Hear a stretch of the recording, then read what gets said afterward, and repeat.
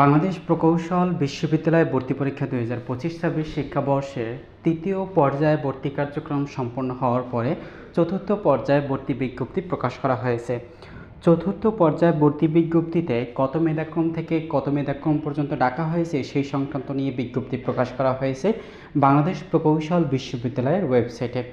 শিক্ষার্থী বন্ধুরা, বাংলাদেশ প্রকৌশল বিশ্ববিদ্যালয়ের ওয়েবসাইটে লগ ইন করার পরে তোমরা কিন্তু এই বিজ্ঞপ্তিটি দেখতে পারবে, যেখানে বেসিক্যালি বলা হয়েছে যে বাংলাদেশ প্রকৌশল বিশ্ববিদ্যালয় 2025-26 শিক্ষাবর্ষে শ্রেণীতে ভর্তি পরীক্ষার ফলাফলের ভিত্তিতে চতুর্থ ধাপে প্রাথমিকভাবে নির্বাচিত প্রার্থীদের তালিকা বুয়েটের ওয়েবসাইটে প্রকাশ করা হয়েছে।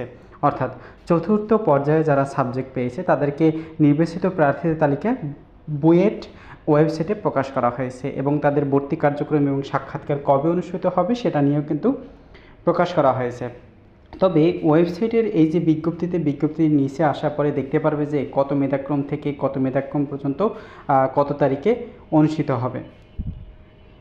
এখানে আর্কিটেকচার ডিপার্টমেন্টে যে সকল শিক্ষার্থী শুধুমাত্র 81 মেধাক্রমে যারা রয়েছে একজন মাত্র, তাকে আগামী 20 মে সকাল 11টা থেকে দুপুর 12টার মধ্যে ভর্তি অফিস 626 নং রুম লেভেল 6 পুরকৌশল অনুষদ এই বুয়েটের ক্যাম্পাসে অবশ্যই উপস্থিত থাকতে হবে।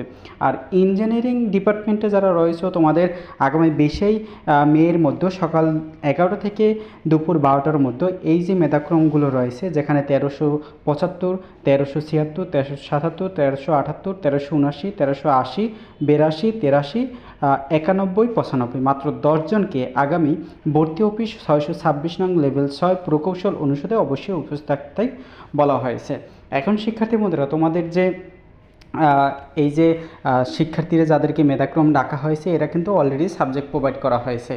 এখন তাদেরকে সাবজেক্ট প্রোভাইড করা হয়েছে, তারা যদি এই সময়সূচির মধ্যেও উপস্থিত থেকে তাদের সাক্ষাৎকার এবং সকল ডকুমেন্টস নিয়ে উপস্থিত থাকতে না পারবে, তাহলে কিন্তু তাকে সাবজেক্টটা বাতিল করা হবে, অর্থাৎ ওই সাবজেক্টে শূন্য বলে বিবেচনা করা হবে।